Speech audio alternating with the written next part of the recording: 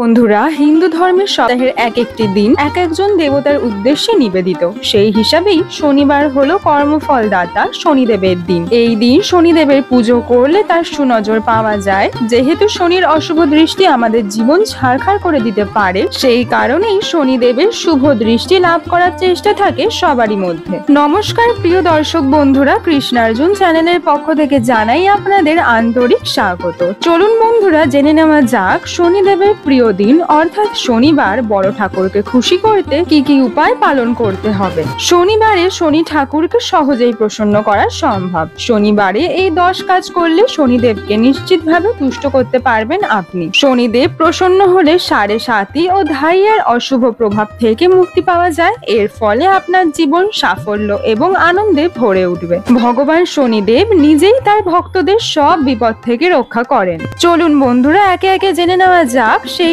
উপায়। শনিবার সকালে অশ্বত্থ গাছে জল নিবেদন করুন। শনিবার সন্ধ্যায় অশ্বত্থ গাছের গোড়ায় একটি সরষের তেলের প্রদীপ অবশ্যই জ্বালান। শনিবারে অশ্বত্থ গাছের পূজা করলে তুষ্ট হন শনি দেবতা। শনিবারে ভগবান শনি দেবতার মন্ত্র যদি আপনি জপ করেন, তাহলে শনির 7.5 দশার সংকট থেকে মুক্তি সহজেই পাওয়া যায়। শনিবারে অবশ্যই ভগবান শনিদেবের চালিসা পালন করুন। এর ফলে সহজেই কর্মফলের দেবতাকে তুষ্ট করতে পারবেন আপনি। শনিবারে ভগবান শনি ঠাকুরের পাশাপাশি হনুমানজির পুজো করা অত্যন্ত শুভ।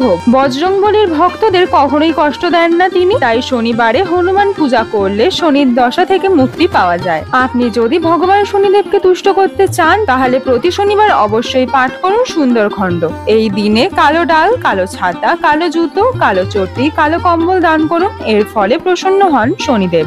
শনিবার সন্ধ্যাবেলায় একটি সর্ষের তেলের প্রদীপে কয়েকটি দানা তিল দিয়ে সেটি কোনো অশ্বত্থ গাছের নিচে জ্বালিয়ে আসুন। শনিবারে কালো কুকুরকে রুটি খাওয়ান। এর ফলে অবশ্যই তুষ্ট হবেন ভগবান শনিদেব। প্রিয় দর্শক বন্ধুরা, কেমন লাগলো আপনাদের আজকের এই ভিডিওটি কমেন্ট সেকশনে জানাতে কিন্তু ভুলবেন না। ভিডিওটি যদি আপনাদের ভালো লেগে থাকে অবশ্যই লাইক, শেয়ার এবং সাবস্ক্রাইব করে দেবেন।